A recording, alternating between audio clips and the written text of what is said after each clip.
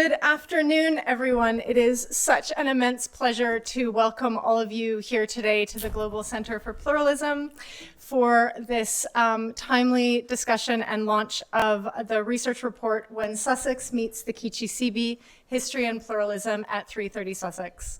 We at the Global Center are so privileged and grateful to be partnering with Archipel Research and Consulting, who have prepared this report. I'm sure all of you have picked up copies in the lobby. If you haven't, we've got lots of copies and you're welcome to take more than one. I hope you have enjoyed and are continuing to enjoy the lunch that we've served, and just a really big thank you to Chef Paul Owl of Serpent River First Nation, who has put this together for us today.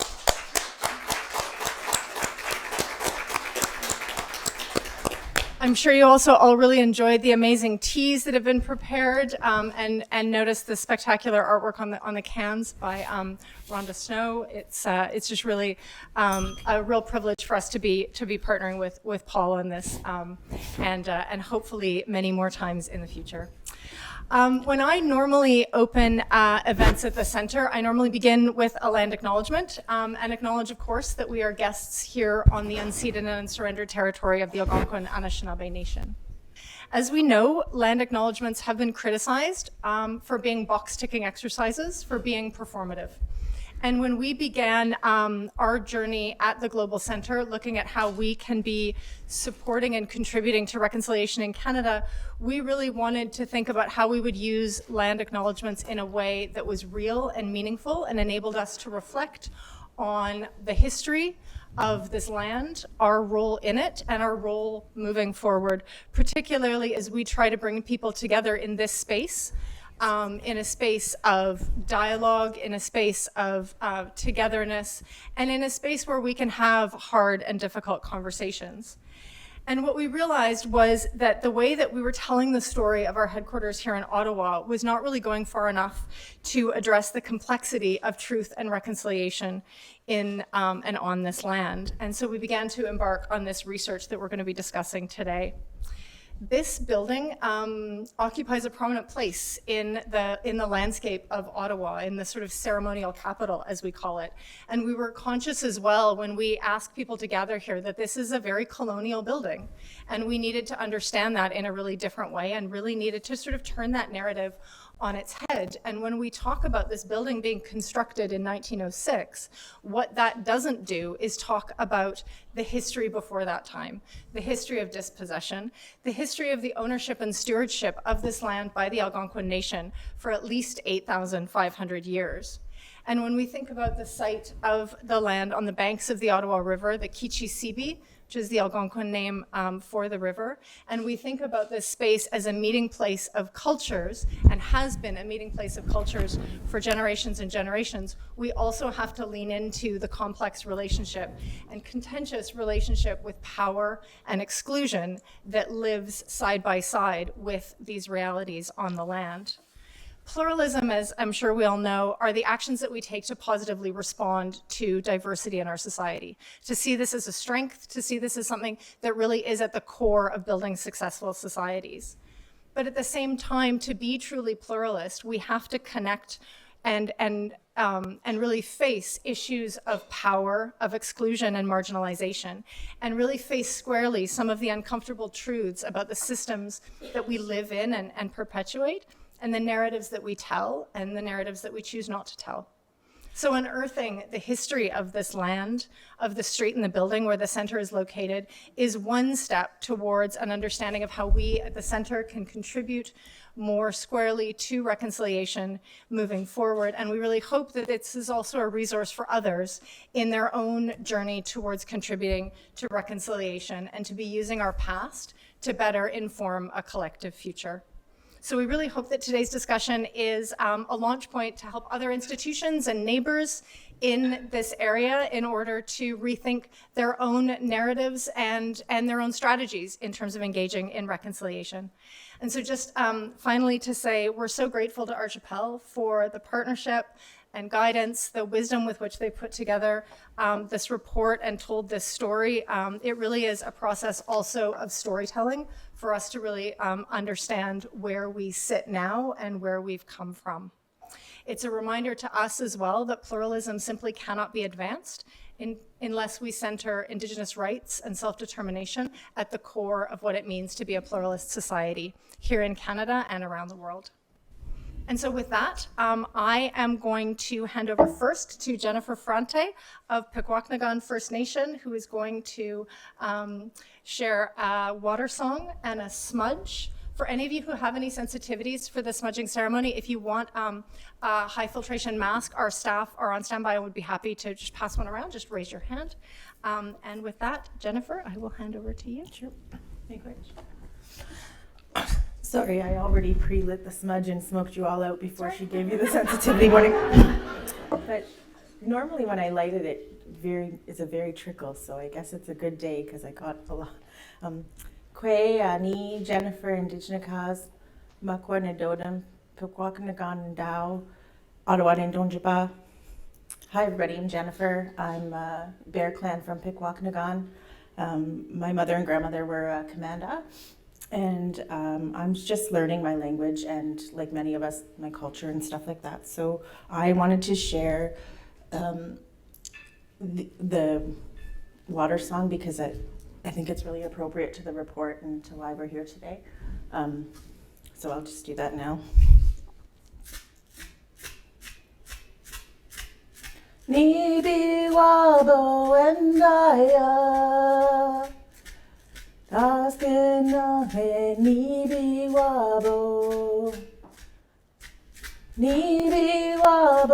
and I am Taskeni ke nibi wabo. Hey ya ho. Hey ya ho. Hey ya ho. Hey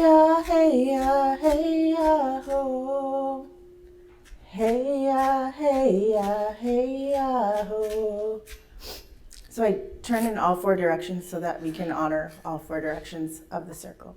And that's it for me, Miigwech.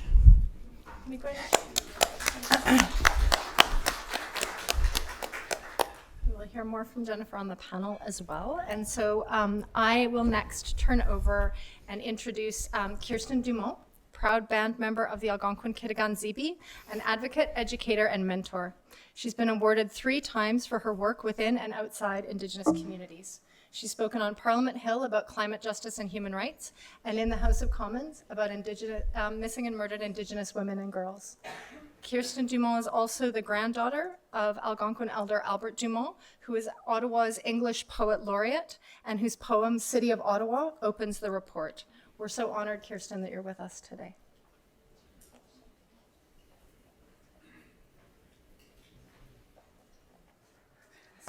Of course, thank you.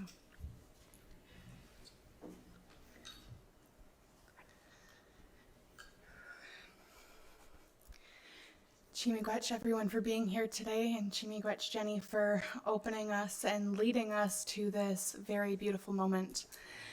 As we look at where we are today within society, what kind of country we want to evolve in and progress in, I really want to take a minute to appreciate and acknowledge all of the work that so many of us in this room are doing, both on the stage and off of the stage. Whether you are making movements and progression within your department, at home, or simply throughout humanity. The things that you do, the responses that you make, and the actions that you encourage are what's going to help us move together within a progressive and inclusive environment and society. As the granddaughter of Albert Dumont, I am honored to be here today in replace of him.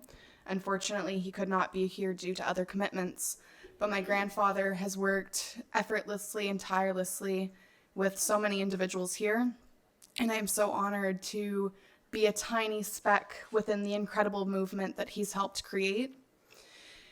When I think of the evolution, the history, the strength that this man has passed down to me, I think of how much intergenerational empowerment that I hope to give to my future children and grandchildren, the same empowerment and strength that my grandfather had given me, and the same empowerment that my grandfather gave to many people in this building to be able to write this report, to be able to produce it, and also to be a contributor to it. I was talking to some of the individuals here this morning, and I told them how when I was growing up, you didn't see Indigenous voices, Indigenous bodies, Indigenous faces, Indigenous lives being mattered.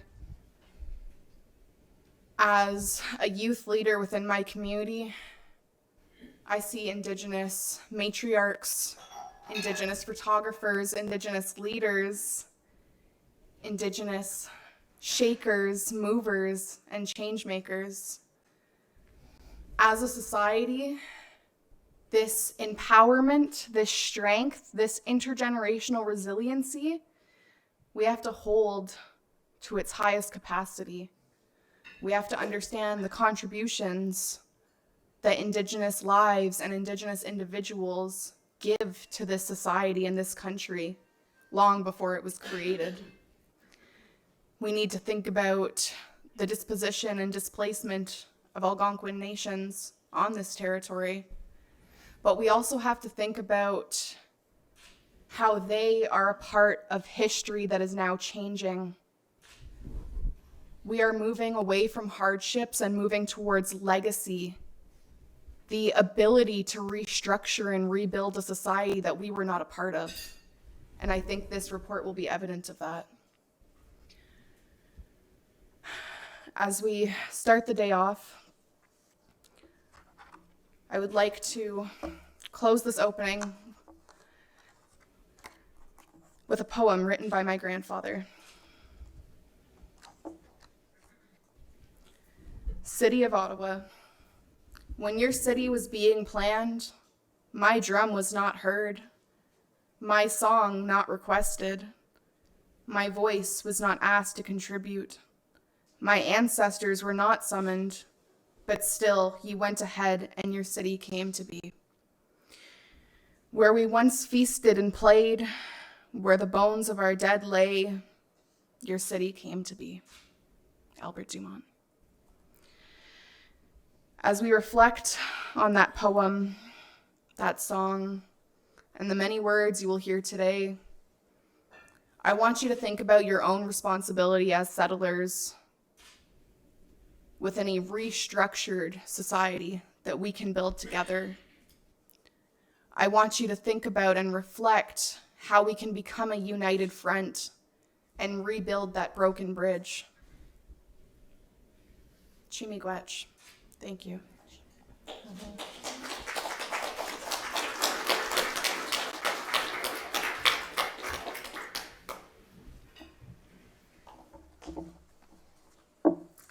Kirsten, thank you so much. I think that's such a profound way to open the discussion today. I know we'll hear a lot more from our panelists on this.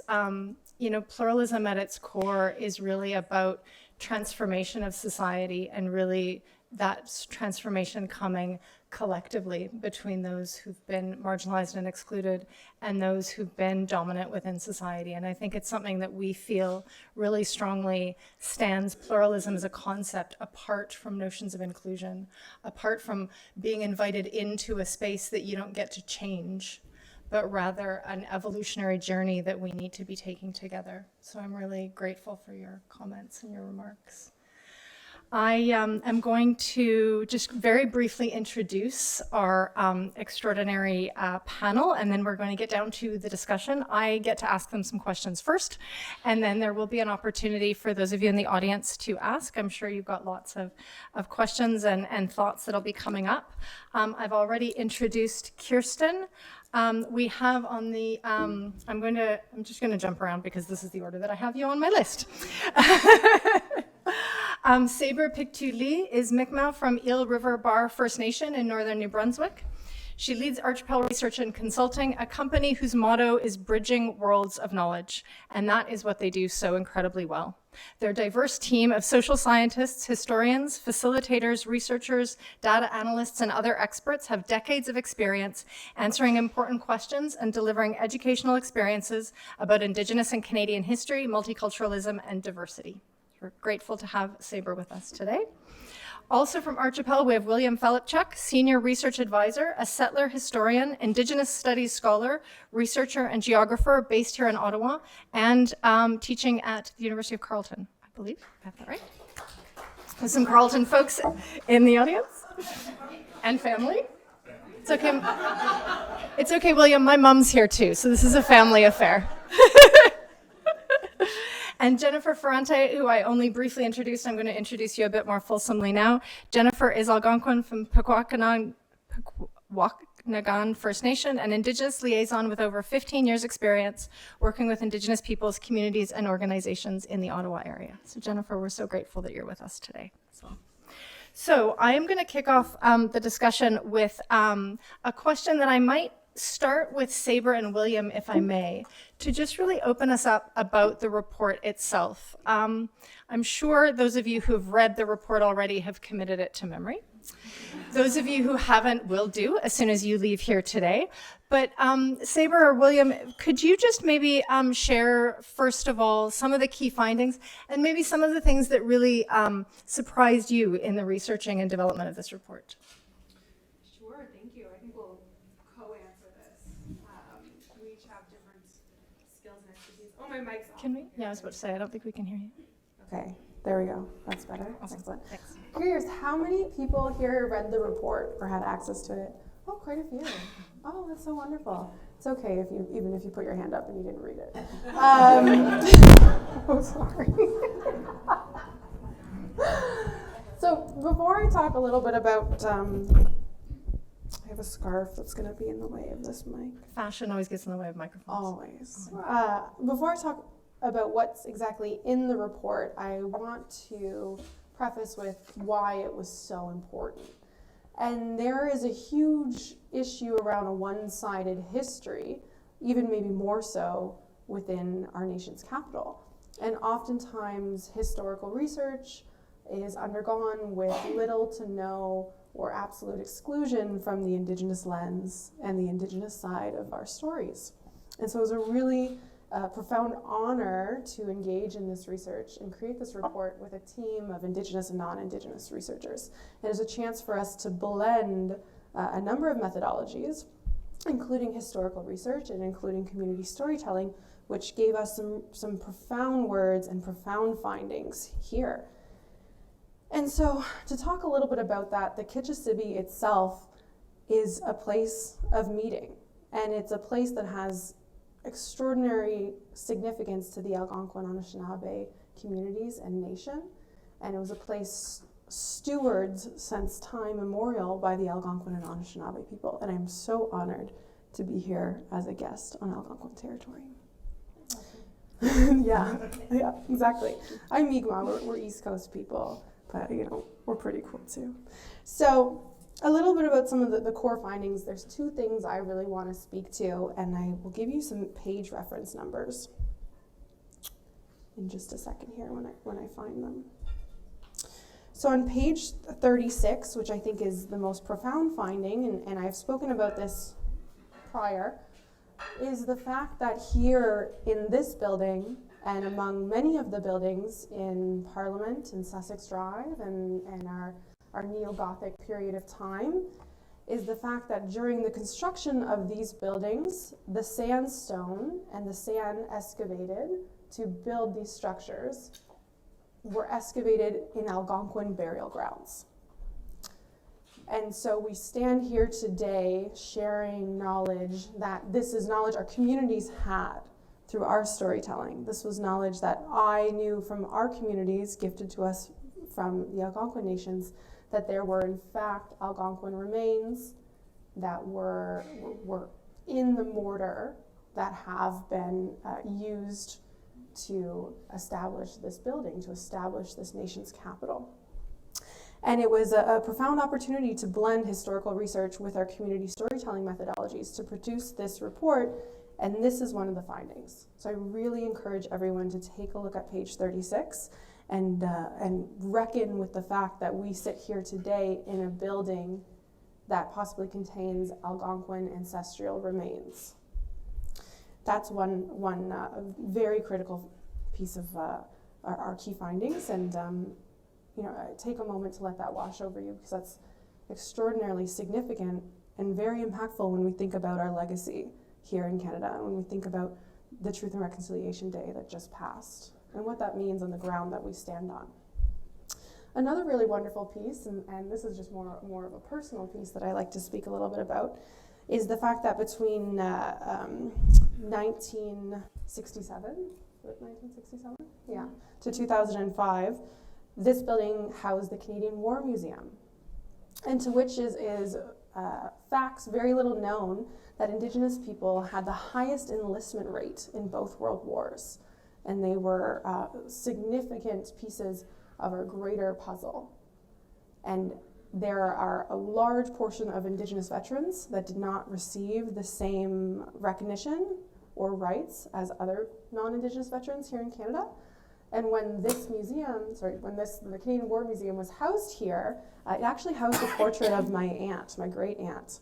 So on page, let me tell you which one that is. 39, thank you. On page 39, you'll actually see a portrait of my great aunt, Margaret Pictou-Labillois. And it was just one of the many wonderful pieces that we wanted to include that recognize the Indigenous involvement throughout the world wars here in Canada and this building itself. And so my great aunt, Margaret Pictou-Labillois, was one of the first Indigenous women in World War, in the Air Force, in World War II, and she received the Order of Canada for Language Revitalization. And oftentimes these are stories that our communities hold extraordinarily close to heart, and we share amongst ourselves. And Meredith and the panelists and I had a wonderful conversation prior to this panel, talking about the importance of oral storytelling in our communities and the responsibilities that go into that. And in this report is a very honorable blend of historical research, of writing, and oral storytelling. So those are some of the two key findings I just wanted to highlight, and I welcome Will to jump in there with some more wonderful things. Assalamu alaikum. I greet you all with the Muslim greeting of peace. As a Muslim, it's really amazing to be in this building too, because His Highness the Aga Khan, who's the leader of one community of Muslims, the Ismailis, was part and parcel of revitalizing this building into the beautiful space you see today, and even the architecture here, these loops and the connection with all of creation, all of life that it represents, I think is really powerful. We talk about that a little bit in this report. One of the strengths that our chapelle brings is, it's not just academic non-Indigenous knowledge. We try to bring the knowledge of multiple communities to our work. So we have Muslim community members, Black community members, incredible diversity of people that come together in our projects. And we started to realize that this Tudor Gothic style, not only does it contain the remains of Algonquin ancestors really horrifically and movingly, but it also is based on and inspired by Islamic architecture. Like the archways that you see in traditional Tudor Gothic revival style is based on another significant other of the European civilization, which is Islam in the Muslim world, and you see that in the arches. And there's been several scholarly works written about that. So it's really interesting that this building has gone full circle. Another thing that I think the Global Center for Pluralism has done really amazingly is reestablish the connection of this building to the river, because the river has been so significant throughout Ottawa's history, right, for the Algonquin people, and defining, the territory of the Algonquin nation as a meeting place of and a passageway of other Indigenous people, but also as a vital link in dispossession and colonialism, you know, in the lumber industry and in the fur trade and in various aspects of the colonial process in this area. The river played a very important part, but you see in the monumental aspect of this city, there's a turning away from the river, right? All the buildings face Sussex. It's very much about the avenues and about the monuments, right? They've really opened this space up beautifully and kind of reoriented it towards its riparian, as us geographers like to say, its river element. And the last thing I'll say before we go on to other questions is the bigger forces at play in the planning of this capital city are really important to recognize. This city is built on Algonquin Nation territory. It involves the awful dehumanization of Algonquin people and the theft of natural resources without consent from their lands and territories, right? Through the lumber industry and all the industries that founded this city. But then later, for example, when the lumber industry was coming to a close, Jacques Grébert was a French architect who worked with the Vichy government in World War II in France. And he was a Nazi collaborator, and he was hired by the Dominion government to sanitize the city, right? Right over here, you had a historical, Jewish and French Canadian area called Lower Town, and in Le Breton Flats, where this war museum moved to, you have a similar area, a working class area. Grébert was part of leveling those places and creating this sort of monumental, epic kind of capital, Sussex and Parliament Hill, and this kind of Rideau Canal, all of that aspect. So, page 38. 28. You can tell we're professors. We want to give page numbers. There will be a quiz at the end of the event. Yeah, exactly. What did the report say on page 28? Sometimes it's better if there's... So there's lots more I could go on about in the report, but those are a few of the connections I wanted to draw upon that are kind of the broader global and sort of architectural elements of this space that we're living in and some of the that we're meeting in some of the findings that we found in the report. Great. Thanks, William and Saber. Before I turn, Jennifer, to you and to Kirsten, I do want to follow up because I know, so many of the findings in the report I think are really powerful for us to really reimagine and understand in a different way the real truth of the history of this land. But of course, Saber, what you talk about in terms of the remains in the building is really the gut punch in the report. And it is a piece that we have to reckon with. And we have to, as you said this morning when we were on CBC Ottawa Morning, we have a responsibility to use that and to use it well and to honor that. And so I would love to hear from you about what you see as that honoring process, what needs to be done next. That's a wonderful follow-up question. There's one piece of information there that I hear all the time from our communities, and it's that once it's been voiced and once it has had ears that have listened, we can't unhear these things. And this is a piece of information that we can't unhear. We have to have responsibilities in that.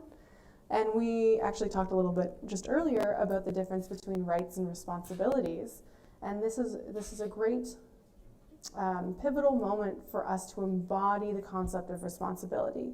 And sometimes in our very Western-rooted society here in Canada, we get very focused on our rights, that we have a right to resources, that we have a right to, as humans, we have a right to the ecosystem around us.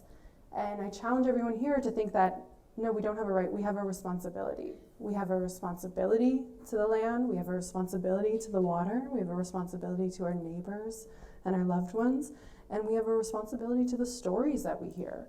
And this is a piece of information that is profound. And we have to always be revisiting our foundations. In Mi'kmaq, we talk about how to take care of our canoe. We're birch bark canoe people, and I come from a long line of canoe makers. And my father was a caretaker for the canoes. And every springtime, we'd take our canoes out and we would check for the leaks, you check for the cracks, you check to see if the spine is well, and you care for the well-being of the canoe, because you knew when you're in the canoe, all you have is the canoe, and we're all in this canoe together. It is not, this or that, it's this and that, and we have to be taking care of our canoe. And a huge part of that is understanding where we stand and learning that there are Algonquin remains in our nation's capital is learning about where we stand. And it's our duty to raise awareness. It's our duty to reckon with that. It's our duty to consult our neighbors, to consult our Indigenous stewards of the land, and to recognize that it's our responsibilities as settlers, as people benefiting from where we stand, to reckon with this. And we can develop mechanisms to do so in consultation with our stewards. And that's a really critical piece. And we also need to recognize that these things don't happen overnight, but we have to be action oriented. So we have to acknowledge these things, we have to digest them, and we need to be spending that time collectively learning and sharing from each other. And so that's really what I see as the next steps. Having everyone here join us today, learning about this history, taking it away, sitting with it, sharing with others, is a huge part of building that foundation, a huge part of how we're going to take care of our canoe. You mentioned when we were speaking earlier the responsibility of passing the stories, and I feel like that's part of what that is the responsibility of sharing this and sharing it on. Mm-hmm. Jennifer, if I can maybe continue this thread of responsibility and ask you just to reflect a bit on what type of institutional responsibility you see us as the center, but other institutions kind of that are in this area. What institutional responsibilities you see us having, and what actions you feel need to be taken to sort of move this forward? Sure. Thank you. For starters, you can sign over the deed to Christy and I. No. Okay. The NCC's here. No, but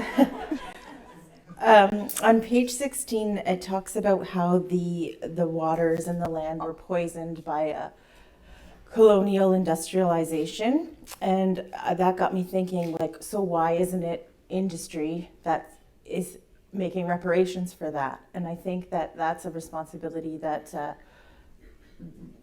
settler organizations and should really take up. And if you think about it, when there's other environmental concerns, you have organizations that I don't know, World Wildlife Fund and Greenpeace and such that make a big noise and make a ruckus and put pressure on these organizations to clean up the mess that they've made. And so why isn't that happening, for Indigenous territory? Because nobody cares because it's Indigenous. So I think that's something to think about, and to as settlers that you can all do. To encourage, to be that voice, because we really need, it's really important that Indigenous voices are heard, but we need our allies to step up and to be that voice as well. I think that's important. You can also tweet at the mayor to say that Algonquins should have free parking on Algonquin territory. We're getting some claps. Just one quick thing to note, also for any Indigenous organizations, our space that we're in right now, we use as space rental as well, but we charge no fees for any Indigenous organizations that are using the building. So just let your colleagues know.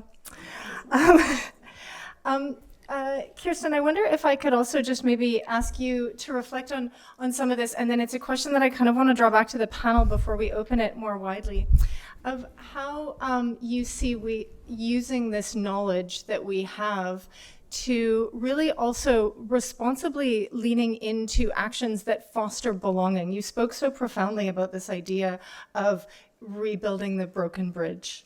And so how do we take this knowledge to act, to start putting those pieces back together and really genuinely fostering this belonging and togetherness that you're talking about? Oh, okay. With technology, it's always so weird sometimes. That's a great question, and I had actually shared some of the panel questions with my grandfather as he was a large contributor, and I wanted to ensure that his perspective was heard as well. And something that I've learned throughout my journey, both alongside him and separately, is that the idea of decolonization can't work everywhere, because there's just some things that we never knew. There's some things that we had never established or created. But what can be encouraged is the ability to restructure. If we can't decolonize something, why don't we restructure it? Restructure the idea as to what it's based on, restructure the knowledge that it holds, restructure the voices that it includes, because it's not all about decolonization. It's not about taking westernized or European thoughts and ideas out of every single thing, but it's about ensuring that we can restructure and build institutions and a society that is inclusive to all voices and all races and all ethnic groups. When I think of the opportunity to share knowledge, to share empowerment, to share intergenerational impact, I think of the many opportunities that I've been a part of, the many opportunities that my grandfather's been a part of, and the many opportunities that we've been able to gift to our community.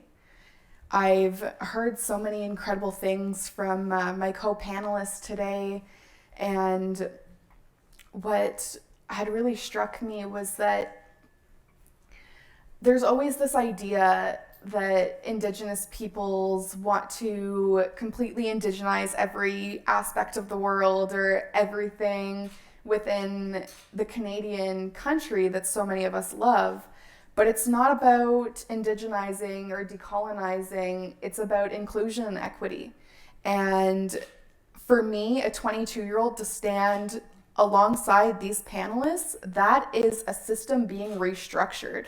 That is society becoming accepting. That is opportunities and knowledge being shared, no matter the differences or similarities that somebody might hold. I truly believe that the strongest thing that my grandfather could have ever taught me personally is that we really need to throw the idea of anger out of our mindsets. We need to throw the idea of negativity out of our minds, because as Indigenous peoples, if we continue to walk around a circle of anger, frustration, then we will never move towards progression. And this progression can only happen with our voices included, with mine, with Jenny's, with my grandfather's, and with so many other Indigenous individuals, communities, because it doesn't just start at myself or my grandfather, but this work continues with the Inuit community. This work continues with the Métis community. This work continues with all different nations and Indigenous groups around Canada, because just like what's happened within Algonquin territory, this displacement and this disposition of Indigenous peoples and Indigenous land happens all over Canada. It's not just in the capital. And I believe that what Archipel and this incredible group I am sitting alongside has been doing, a lot of us as Canadian citizens can follow from their footsteps, understand the work that they've been putting in place, and understand that restructuring is possible. If you feel that it is impossible, then you need to restructure your mindset. Shimi, go ahead.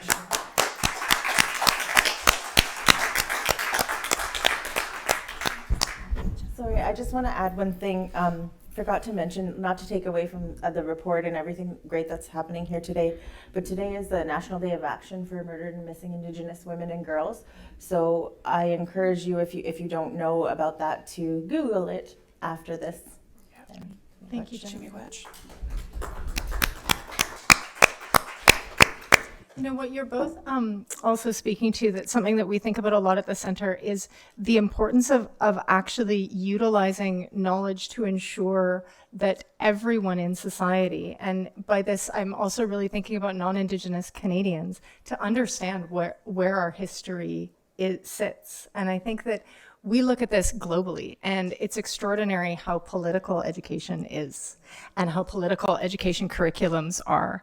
I worked on the Kenya National Dialogue and Reconciliation in 2007 and 2008, and we pushed for a retelling of Kenyan history to really acknowledge the violence in the past, and it was the one thing that both political parties could agree on not to do because it was so threatening to the status quo.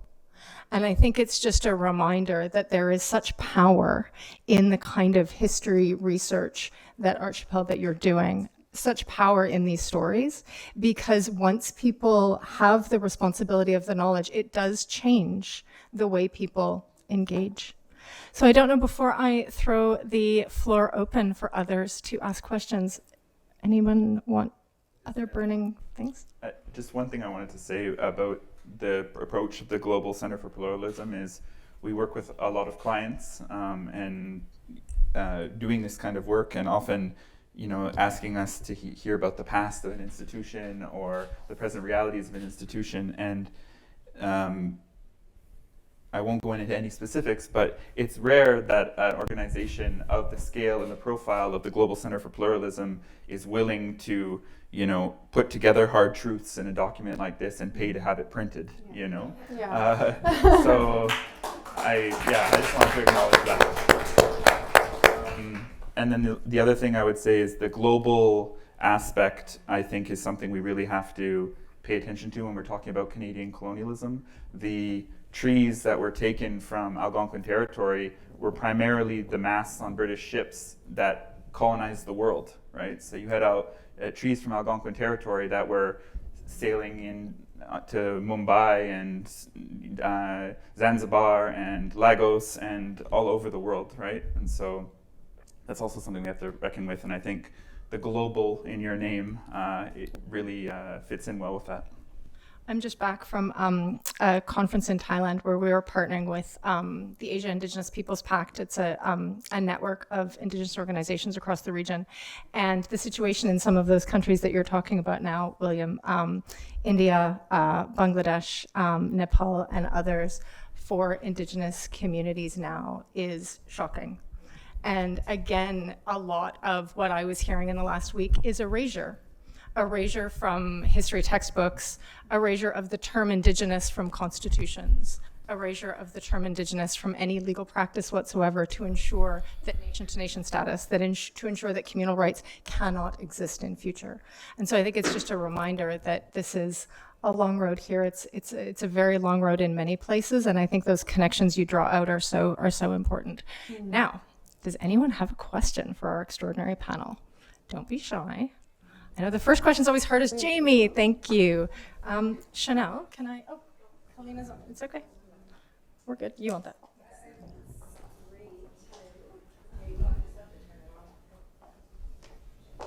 Hi, my name is Jamie Morris. I'm from Northern Alberta, around Buffalo Lake Métis Settlement. And also I got a moose last week. I just want to say that because it's from me. And so I just wanted to say that that's one of the pieces of information that, you know, I've had on my tours for Indigenous walks for a long time, was that information that when I did my research in 2014, that elders would say, you know, and that includes a lot of community building and includes a lot of sitting down and tea and sharing family history and practices and knowledge, right? And so the common story would be that the dust of the bones was mixed in with the bricks and the mortar, just like what is in here. And I would often get challenged on my tours, and never by Indigenous people, but that cycle of grief really kicked in at denial straight away for non-Indigenous people. And I can see that happening with this report. And so it's really important that non-Indigenous people don't, like you're here, you don't have to act surprised anymore. So now you know. So when people act surprised when you tell them, you'll be able to have the information you need to settle their surprisedness. And so I think that, like, working at the National Gallery of Canada, we're next door. I have wondered and wondered and wondered. There's an important point, Nepean Point. You know, I don't even, like Nepean Point. If NCC are here, I think you have the biggest work to do, like in terms of naming. They cut down a tree, NCC cut down a huge tree in the backyard at the gallery. So I you know, that's a place that like lots of visitors go, and nothing that the gallery could, you know, we're all crown corporations, so we got to work together and with Indigenous people that care about the land, because you can work with Indigenous people who don't. And so I think that this will be a precedent for a lot of people to look at what your own house is on. Who do you pay your taxes to? Why aren't you paying them to Algonquin people? In that way. Yeah, we have, I understand how taxes work also. But I just wanted to add that I had this really strong urge, you know, to like paint my hand red and put it all over the monuments in Ottawa. But I don't want to do that. I want you guys to do it. I want you to stick your neck out there and find some red spray paint and spray the monument that celebrates the killing of my people, Métis people, in Cut Knife Hill. They honor the soldiers that killed my people, and it's the oldest monument in Ottawa. So those are the things that we have to change, and it's better if you're an old white person to do it, because you're probably not going to go to jail. So go buy some red spray paint, and I'll be there supporting you. And so many other people will too. So hi, Xmaga. I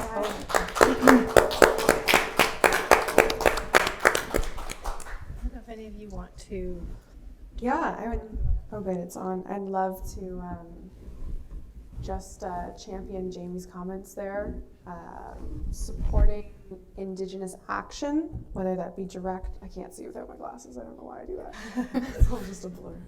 Supporting direct and indirect action is so critical, and we have a tendency to only support indirect action, and change is made in both. And so direct action is occupying lands, is making really clear statements, protests, public engagements, and your grandfather was a huge advocate for that.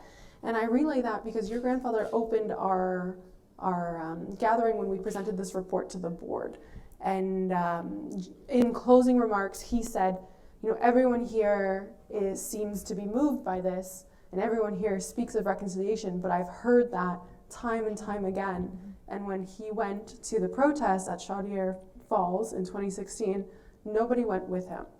And that's a great example of Jamie and Elder Albert Dumont, where direct action needs to be supported. And it's our responsibility as allies to support that. And I give a really clear example of the Haida Gwaii. The national park in the Haida Gwaii was a result of 40 years of direct action and protesting by the Haida Gwaii. And that was a sacred area that was being overlogged. And it took elders and women and children being arrested and degraded for 40 years. And then eventually what happened was there was enough public attraction that UNESCO got involved, and it was designated a World Heritage Site. And that forced the hand of the Canadian government to then enter into discussions, and it resulted in a federal park in the Haida Gwaii Island. And it's a fantastic story, but it's at the root the presence of direct action. All of our change happens when we engage in indirect action, like this report is indirect action, policy change is indirect action, and supporting the direct action as well. In Jamie's words, I pray to the Creator, do not fall on deaf ears. And I pray that everyone here can leave being a little bit more attuned and a little bit better of an ally. Thanks, Saber. Other questions? Somebody here? I have two. I'll maybe take two and then. Great, thanks so much. You're speaking about indirect action and this report being an example of indirect action.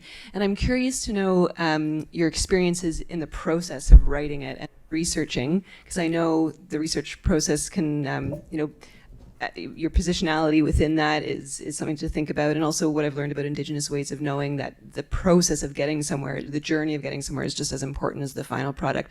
So I was wondering if you could speak to your experience in doing this work, and maybe the people you came across and worked with along the way. Yeah, I would love that.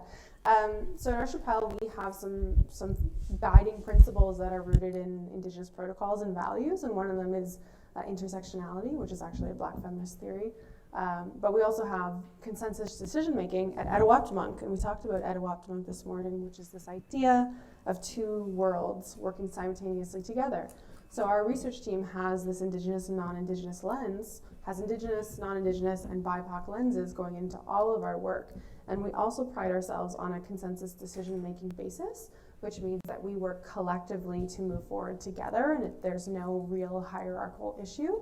So when we came to the table to take on this report, that was a really important process. And we had Algonquin youth and Jessica Frappier, I name dropped her in this morning's interview too, because we work with, I call them seedlings at our company. And our seedlings tend to be either undergraduate students or high school students, and they're young grassroots Indigenous community members. And Jessica was really foundational in producing this report, and she worked quite a bit with Elder Albert Dumont. And it took all hands on deck. And what I realized is that the work we do within Indigenous research takes all hands on decks, because it is exhausting. And you uncover these things, and I need to know I can pass the baton, or anyone on my team can pass the baton. And these stories have a collective responsibility, and whether that's archival research or community storytelling, the process requires a lot of support within our team, and it requires a lot of trauma-informed approaches, and recognizing that these things we are reckoning with this as we work ourselves through these pieces, and this report was no exception. There were some really foundational things, and we all had known. These are stories we hold, and to go through the process and to do this work and to further identify that there were other immigrant communities forced out of this territory on top of the Indigenous communities, it just really starts to hit home the layers and the process of dislocation that has gone on to create what we now cherish as our nation's capital. I want to let Will talk a little bit more. I think you've covered most of it. I wanted to mention Jessica's contributions to the beautiful maps that you see throughout were her creation. For example, page 7. Saber wants me to give page numbers all the time, so there you go. Page 15 as well. Several other places. So she did that and was amazing at that. We had Albert, and we had another Algonquin consultant named Monique Menach, who was involved and contributed as well, and as well as our entire team. And like I said, the idea of intersectionality, like Saber said, it's a Black feminist idea, that oppressions compound and people experience multiple oppressions all at the same time. So we're able to apply that lens to history and see how in the same space you may have the oppression of Indigenous people as foundational. Then you might have class oppression, you might have anti-Semitic oppression, as you did in Ottawa, you might have racial oppression, and those oppressions compound not only in one person, but can compound in one space. And so that's what we see here in our nation's capital. I realize that, brilliant timekeeper that I am, I'm not wearing a watch, nor do I have my phone anywhere near me. So I'm going to have my team just give me a high sign of how much longer we have.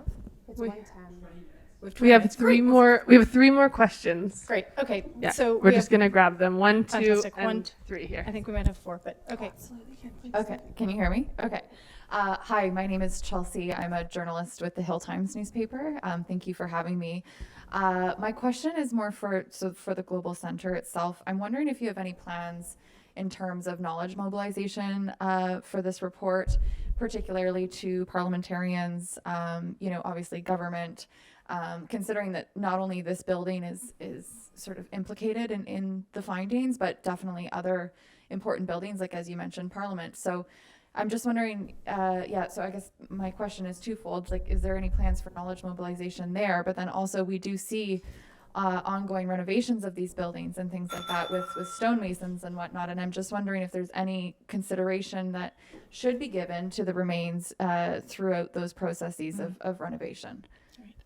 On your final point, I think it's an excellent question. It's not one that I feel like I have the answer to, but I think one that needs to be asked in these ongoing renovations. Absolutely. I think there's several ways that I think we really hope to be able to use this report. Obviously, we reached out to lots of different people, including parliamentarians, for today's event, but we don't necessarily see this as the sort of the end stage in terms of dissemination, and so we're really, really keen to disseminate this further on the Hill. We've been reflecting a lot also about how we push the information out in a range of ways. So we have an education program. Our education manager is somewhere in the room. I can't see her. Wave. Natalie. And we have a series of education tools that we utilize, and we want to use this report in those tools, and hopefully also use it in schools and other educational settings. So I think generally speaking in the education sector, this is critical. In terms of the what we do about the finding of the remains in the building, I personally feel like we need to memorialize it internally and externally. That this is something, in my view, that as you walk past our building, you need to understand and acknowledge, even as a tourist to Ottawa. I am originally from British Columbia, from the West Coast, and I have always been struck by the predominance of First Nations art and architecture is much more prominent in a city like Vancouver than it is in a city like Ottawa. And that makes me really sad, because I think that there's something about visibility and prominence that helps us on a daily basis remind ourselves of what's happened, what's gone on, and the actions that we need to take. And so one thing that we're really interested in doing is figuring out how we could do that in a public-facing kind of memorialization. I don't really want to say more than that, because I think, Saber, to your point earlier, this is something that we want to be guided by elders, to be guided by members of the community, to see what's appropriate for us to do.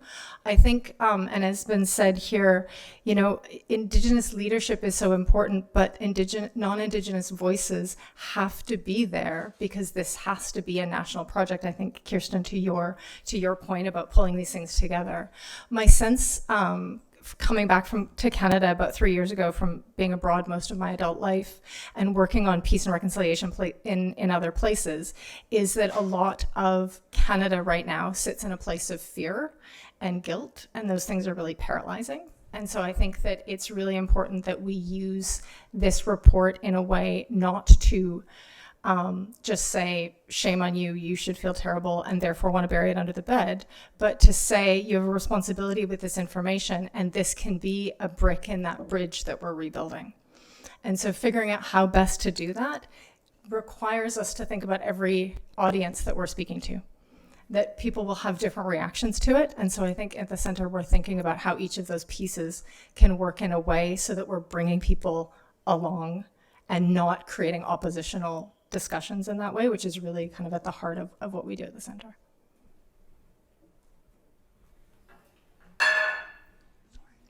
You're right.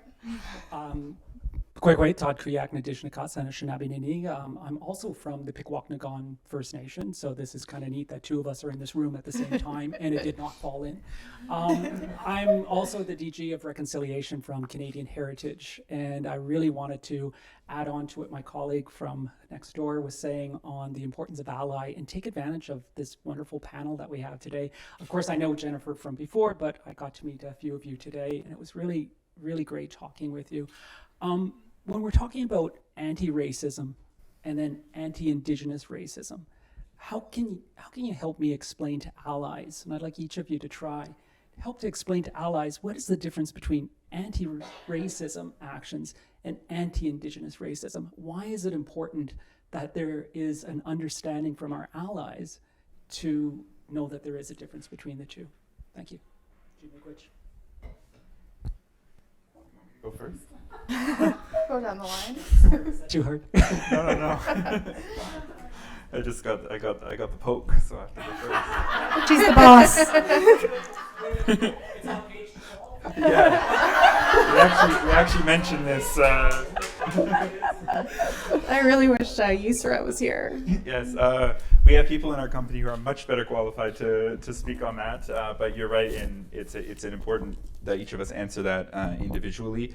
I think that as soon as we apply labels to things like equity, diversity, inclusion, anti-racism, we tend to lose the specificity of experience from the one community that I belong to that faces marginalization, the Muslim community. I know that oftentimes the specific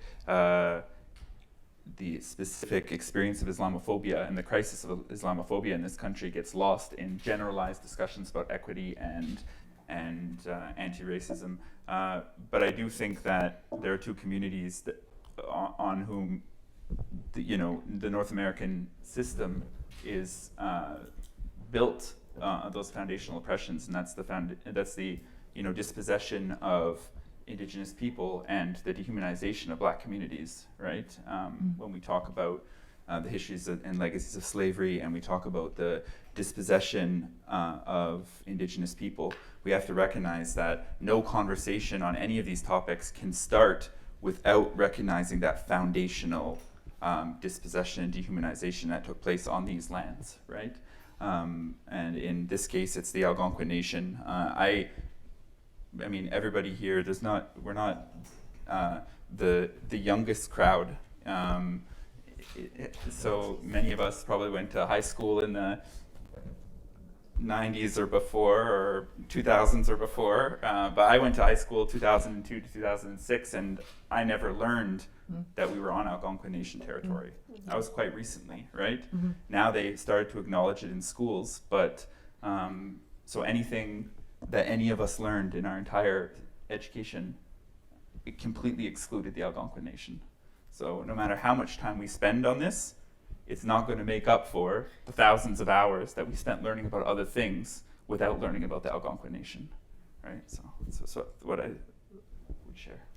Thanks, Will. I'm going to let Jen go because she has to leave right after she answers this question. Thanks, Saber. Yeah, I think it has to a little bit to do with what Saber was talking about earlier when she mentioned the difference between like responsibility and rights. For me, that's an important distinction between anti-racism and anti-Indigenous racism, because when you talk about diversity and inclusion, and if you group us all together, settlers have a tendency to forget that it's not just about equality and inclusion. It absolutely is, but that when you're talking about Indigenous people, that these are our rights, and that there's a fiduciary responsibility from the Crown to respect and honor those rights. So I think that is an important piece that gets missed if you just group us into the anti-racism writ large. And I think it has to do also with what Kristen was saying earlier about bringing together, and like Will, you just said, like all that stuff we learned without learning about Algonquin land and Algonquin people, it should have been done alongside, because it's bringing the two together and like building that bridge. So that's what we need to be doing now. So, miigwech. Thanks, Jennifer.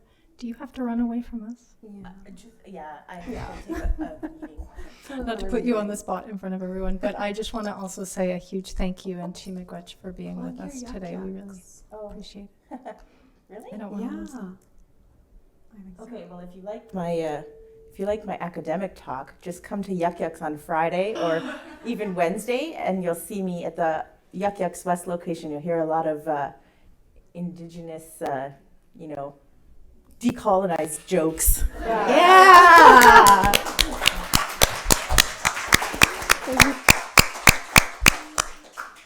After. Okay. I think you're going to see this crowd there, Jennifer. I think we had maybe two other questions.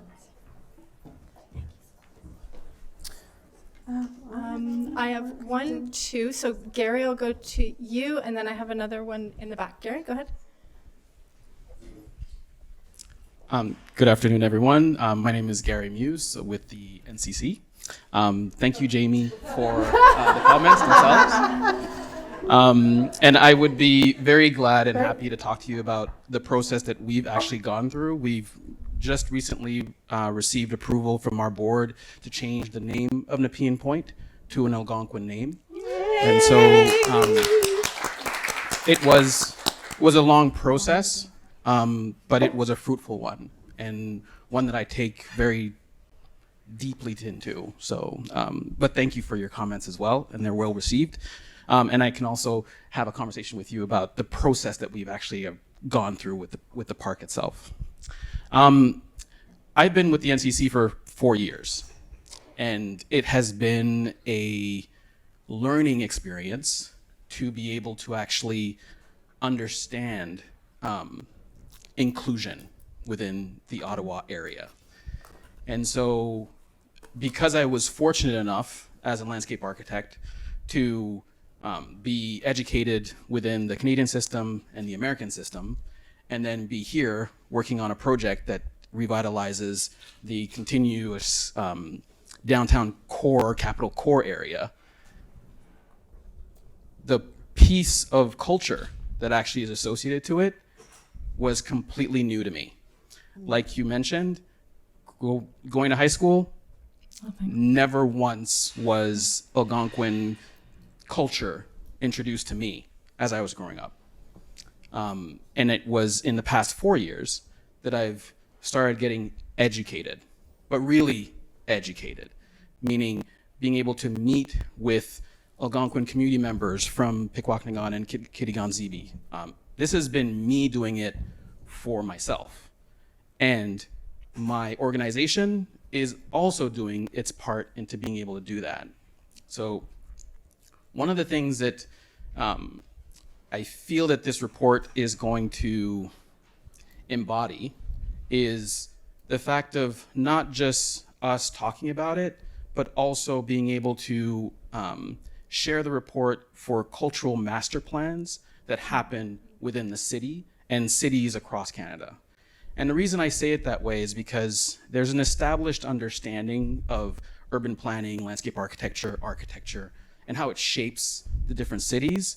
I understand it as academically reshaping how cities are thought out. And this report, if you haven't gone through it, actually gives you the tools to be able to not just understand where culture really truly is within this nation, but at the same time being able to give you the tools toward moving forward and utilizing those tools toward, I don't want to say rebuilding, it's building the capital in the essence that it should be.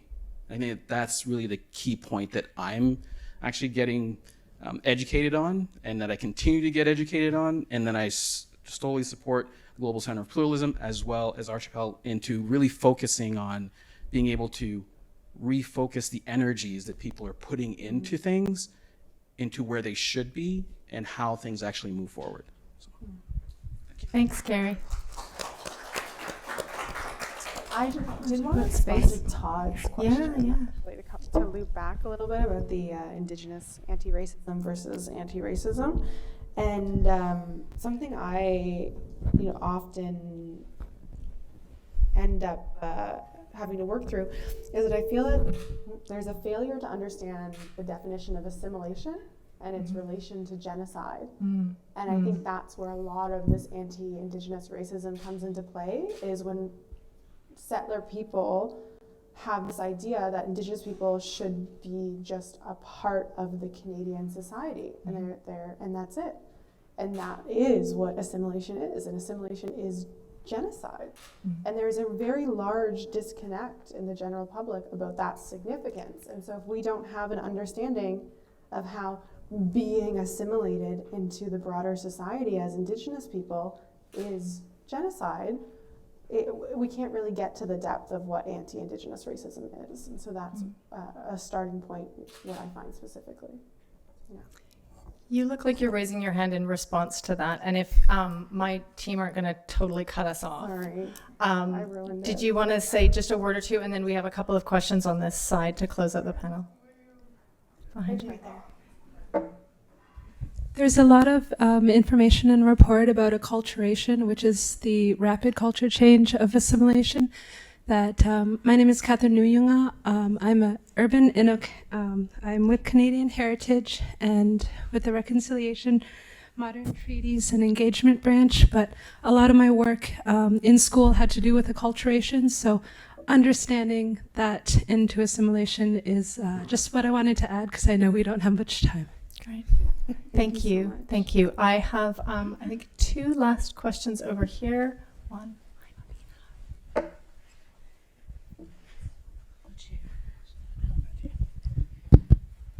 Hi. Bula, namaste. My name is Emil. My pronouns are they, them. And I'm lucky enough to sit on a board with SABRE for Protect Our Winters Canada, a climate and social justice organization.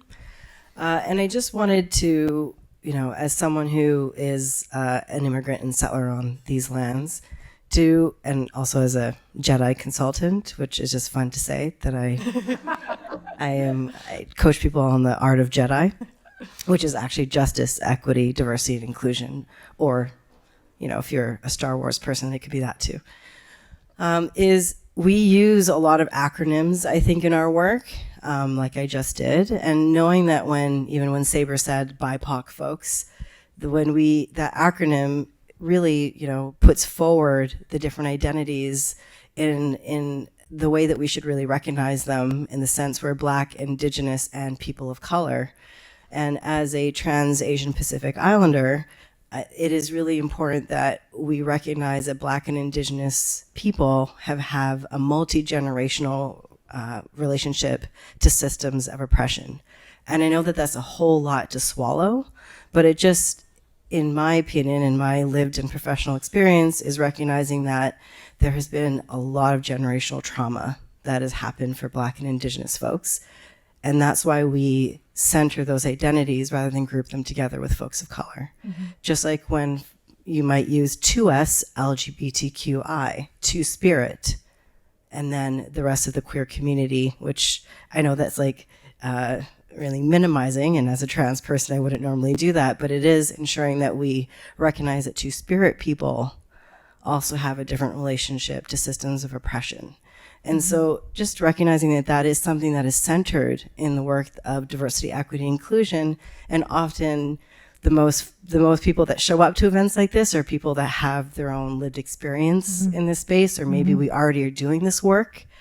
And so, we do need to get into the spaces and in the rooms of the people that aren't here, the folks that maybe were too busy with their schedule, or they don't necessarily see the importance of this, because we often are the people that really care about this. This is why we show up. And so I'll leave you, and I know that SABRE probably has a lot to say about this, and I almost want to encourage you to say something that you said on a panel earlier, a few weeks ago when we were together last, is we often really elevate when activism happens in a non-Indigenous and white environment, as opposed to when it happens with non-white folks and Indigenous folks. And I want to remind you of that comment so you can say it, because I don't want to, you said it. And then the other is that we really need co-conspirators more than allies. A co-conspirator means that you are willing to go to jail with me. You are willing to sacrifice your job with me. An ally is really passive, and we need action. And we're at the point now where you can't walk away and say you haven't read the report. And you can't walk away and say that you don't know what anti-Semitism looks like. You don't know what anti-racism looks like. You don't know what transphobia looks like. I'm right here, and I can talk to you about it. But what we really need is co-conspiration. We need you to come and really work with us and be right beside us, rather than just watch from the sideline. Yeah. Thank you. I think the importance of co-conspiracy as well is that we actually collectively figure out how to get into those spaces that you're talking about, because that's something we talk about a lot at the center, is how do you talk to the people that don't naturally walk through these doors. And so ideas welcome to be also getting this information and this report into the hands of people who either weren't on our list, our invitation list to begin with, because they're not in our networks, or as you say, didn't necessarily feel like this was the space they wanted to be in, and trying to figure that out is so incredibly important. Saber, I think you've been instructed by one of your board members to say something like that. Man, I hate microphones. And I hate it when y'all do this, because it happens all the time where they're like, say the thing you said in the panel. And I'm like, I don't know what I said. I do remember. And it kind of, I actually had an experience just the other day. I was on Global News, and they introduced me as an activist. And I'd never been so angry in a long time, because I am not an activist. I'm an ally to many activists. I believe in activism, but the work I do is not activism. The work I do is as an advocate, which is very different. And when you label me an activist, what you're doing is you're criminalizing activists. You're criminalizing because what they're doing is more radical than what I'm doing. And if I become the line of where activism lies, people who are engaging in direct action, showing up on the front lines as a land defender, showing up protesting a statute, then that becomes okay to criminalize, because activism lies within indirect action, like the report I'm writing. And I think those are very two distinct things, and it's a dangerous game, and it happens all the time where Indigenous people, we are over-criminalized exponentially. 37% of the incarcerated population is Indigenous, and we only make up 5% of the population, and that's new stats. And there's evidence suggesting that criminalization of Indigenous people is increasing, not decreasing. And a lot of that has to do with our mindset to conservation and the mindset of being on the land. And so oftentimes when non-Indigenous people occupy the land in protest for conservation rights, it's celebrated or upheld, whereas Indigenous people do it, they're often criminalized. They're portrayed as terrorists. They're portrayed as breaking the law. And it's a very problematic issue, and we have to be so intentional and so conscious of how we're moving in those spaces. And a great example was calling me an activist. I don't think I've been that mad on live television.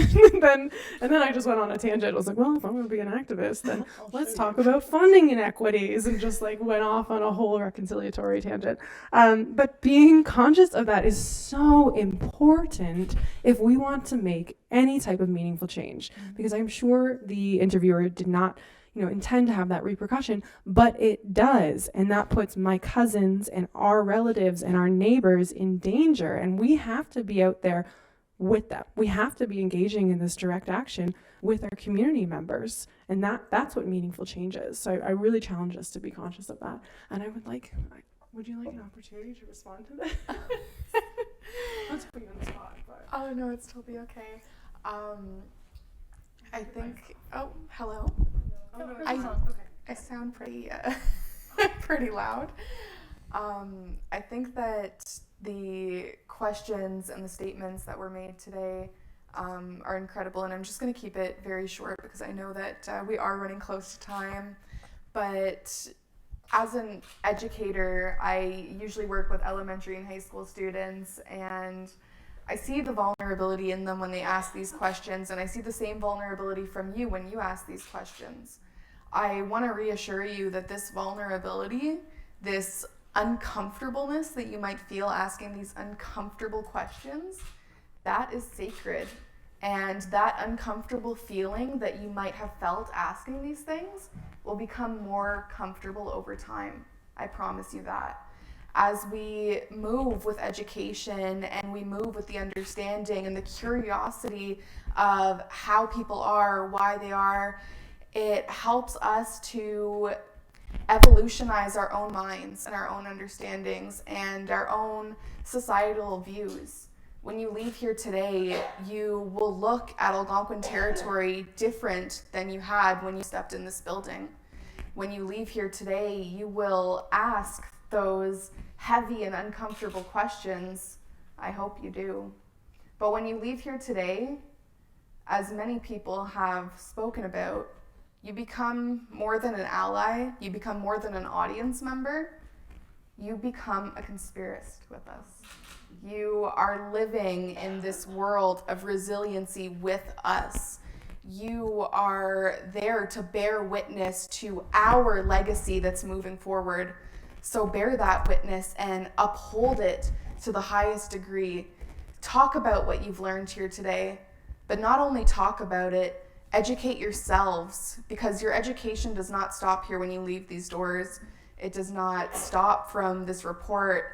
This report is only going to further your curiosity and your incredible awareness of wanting to know more. These questions that you've asked here today prove to me that society, Canadians, we want to know more, and that is important.